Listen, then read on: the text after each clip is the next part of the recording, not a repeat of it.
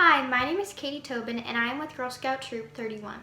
Today, we would like to share with you our Silver Award project. Our project is called Crocheting for Kittens, and it is where we are crocheting these little kitten beds for our local animal shelter. As we all know, animal shelters often do not have enough funding for the things that they need to pay for, such as utilities expenses, paying their workers, vet bills, and supplies. So we thought we could take one of those off their hands by crocheting these little beds. They're great because they're washable and last a long time.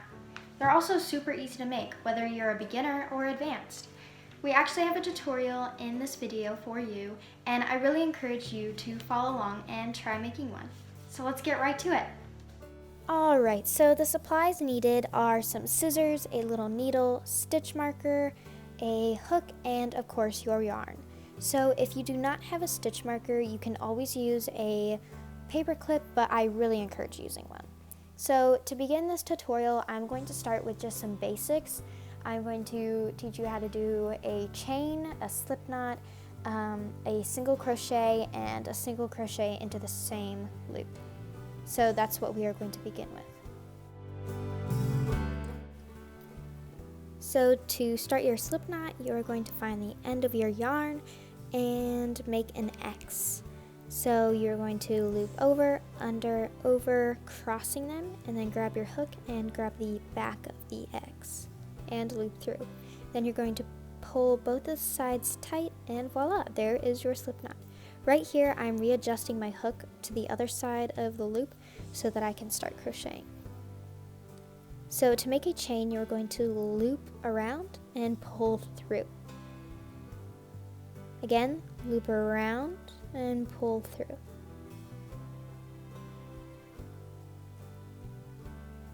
Loop around and pull through.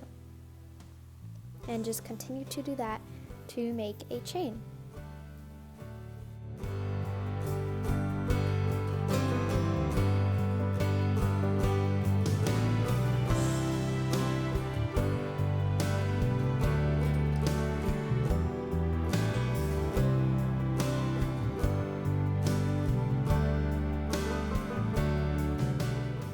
Alright, so now we are going to make a single crochet by inserting our hook into the top of the V, wrapping around and pull through, and then wrap around again and pull through both of the loops on your hook. Again, insert your hook into the top of the V, wrap around and pull through, and then wrap around again and pull through both loops on your hook. And that is called a single crochet.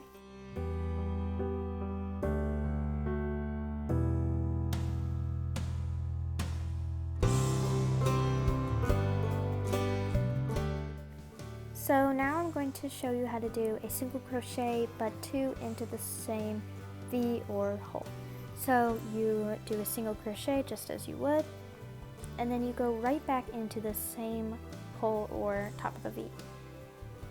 So wrap around, pull through, wrap around again, and pull through. And there you go.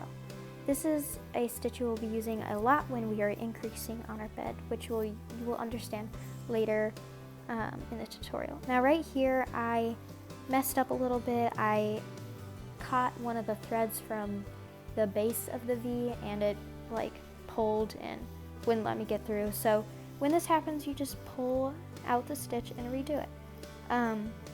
Which I'll show right here, how to pull out the stitches. This is very helpful in case you just need to redo it. It pulls out super easy, and there you go, you can restart. So now I'm going to start the bed. I'm doing what you call a magic circle. So I'm doing the V just like you would, and then I'm going to take that one thread, keep the circle, take the one thread, pull it over here, and make a little loop. Now I'm going to chain one, so wrap around and pull through the loop, and that is a chain one, and then I'm going to do single crochets into this hole. So go in, wrap around, and pull through both. I'm going to do 6 of these. So insert, wrap around, pull through, wrap around again, and pull through both. That's number 2.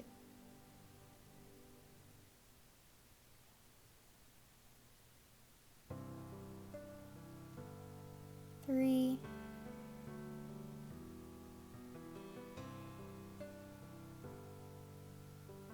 number 4,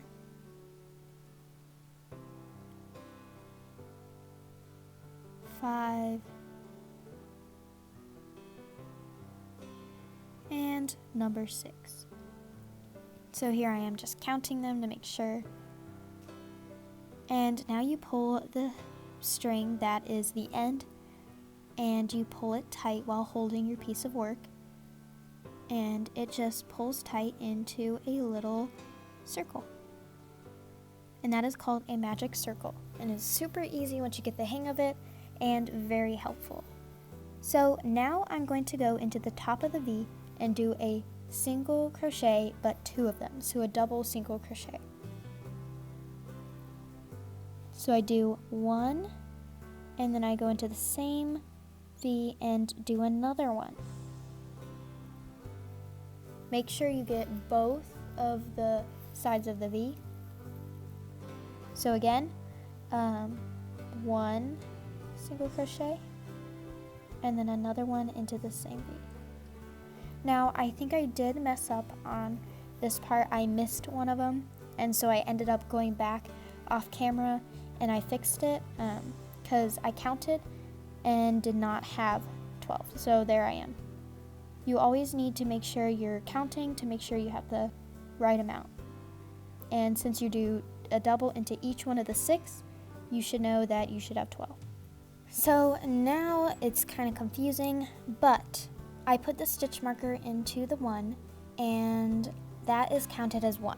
So we are going around, and this is our first official row. So what you do is you count the stitch marker as 1, and then the next one would be a double. And then the next one after the double one would be a single, and then the double after that single. So it's a 1, 2, 1, 2. However, when you go around the next time, after you get back to the stitch marker, it's a 2, 2, 2, 2. And then the next row would be 3, 2, 3, 2. So you're increasing your single one each time you go around. So when I come back around, you can see that I start doing 2 singles and then a double. And this is how you slowly start increasing your bed size. Another tip is that you should always land right before the stitch marker on a double. So the stitch before the one with the stitch marker in it should be a double. I don't always count every single time, but I always make sure I land on that double to make sure I have the correct amount.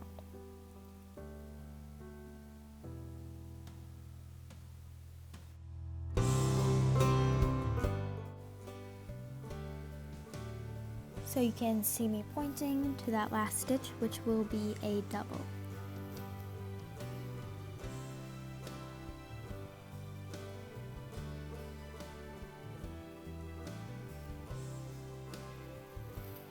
And so now I'm going to go into that one with the stitch marker on it. I'm going to take the stitch marker out and put it into the new stitch. And that is our one of our new row. So that counts as 1. Our stitch marker is our first stitch of our next row. And so now I would do another single stitch after that one, and then a double. So 1, 1, and then our double is next.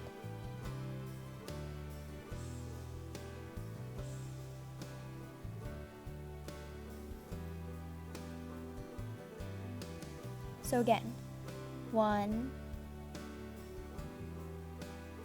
1, and then our double.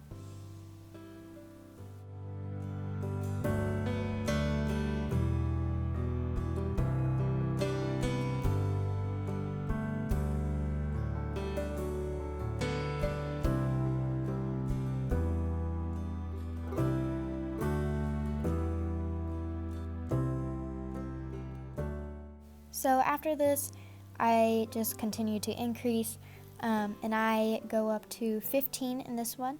We have 3 sizes of beds that we have made, the 30 increasing, the 20 increasing, and 15 increasing. So the 30 can fit a medium-sized cat. The 20 is good for a small cat or a couple kittens. And then the small one can fit a little kitten very comfortably. In this video, I'm making a small one.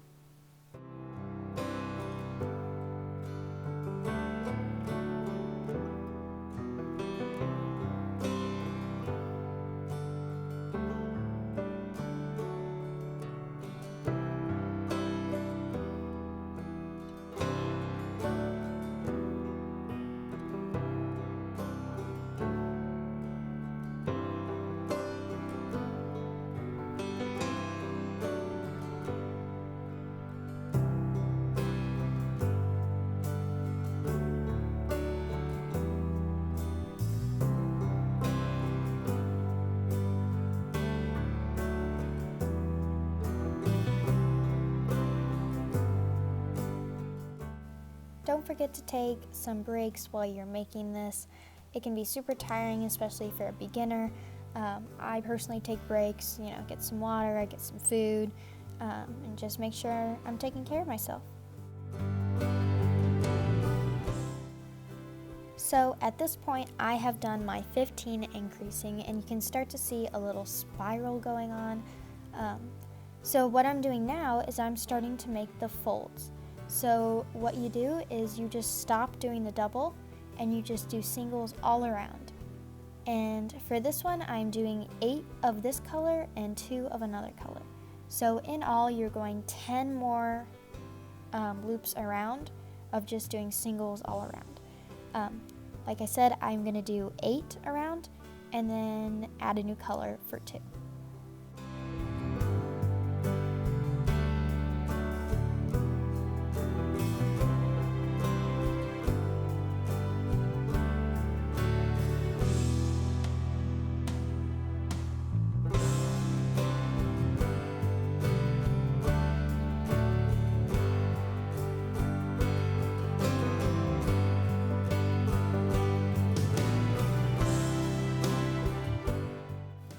So at this point, I have done my 8 round of just regular single crochets, and so I'm going to add my new color.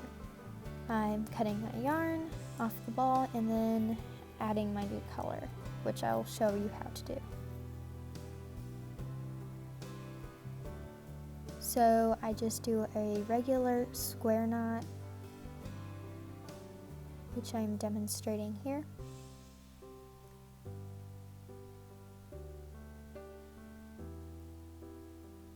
And I make sure I pull very tight so that you cannot see the knot. And then I'm just going to go on as usual. So just going through. I'm going to make sure to leave those ends of the knot out so that I can sew those in correctly later. And so I just go on as usual for 2 more rows.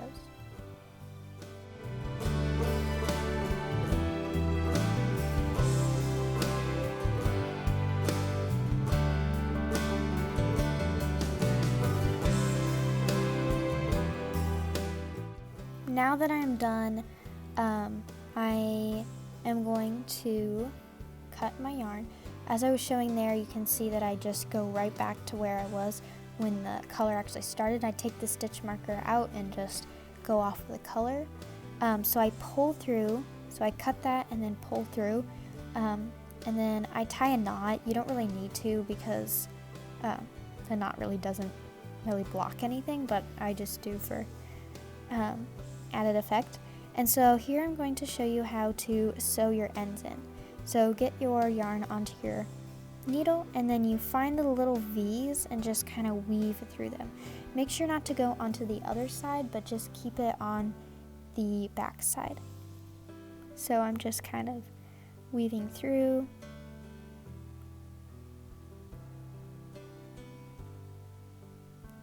and then I'm going to pull the needle through.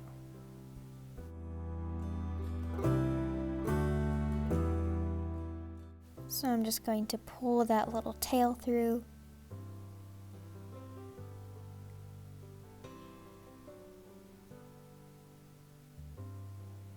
Making sure to pull tight.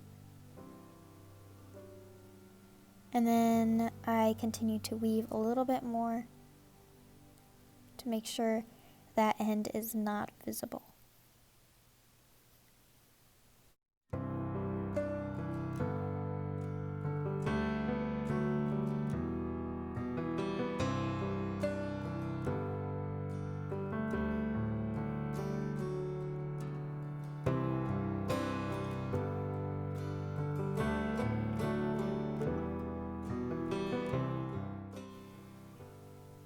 So here I am just cutting it, and then I kind of pull it around so that it makes it invisible.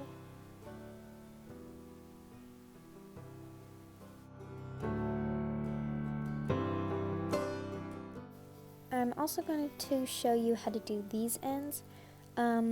So you just kind of find the little V's, making sure to go on one side, and I like to go on the side with the correct color, so it just kind of blends in.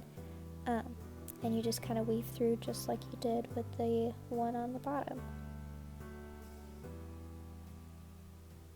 These are a little harder if you cut them shorter to make sure they're on your needle correctly. As you can see, I have to pull through them a little bit and then pull through. And then you cut the end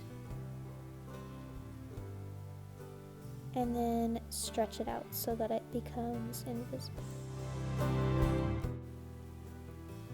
And here is your finished product, the front, back. I hope you liked this tutorial and it was helpful to you, and I hope that you can make many more. So I would just like to talk about our journey with our project a little bit and what we went through. In January, we knew we wanted to crochet something because Callie has a great talent for it and Leilani and I could always learn. So we had a plan of crocheting some blankets for our local women's shelter, and so we reached out to some yarn companies and craft stores for some donations. However, we did not really get any response or receive anything, so we turned to family, friends, and our community. Unfortunately, we also did not get enough donations in order to make the quality or length of blankets we wanted to create. So we just kind of had to be at a standstill. We did continue to write some emails to some yarn companies and craft stores. And then COVID hit, and we did not want to be a burden to those stores due to obviously everybody was financially struggling. We just didn't want to burden them with our asking. So we had to just kind of chill out for a while. We couldn't really get together because of COVID.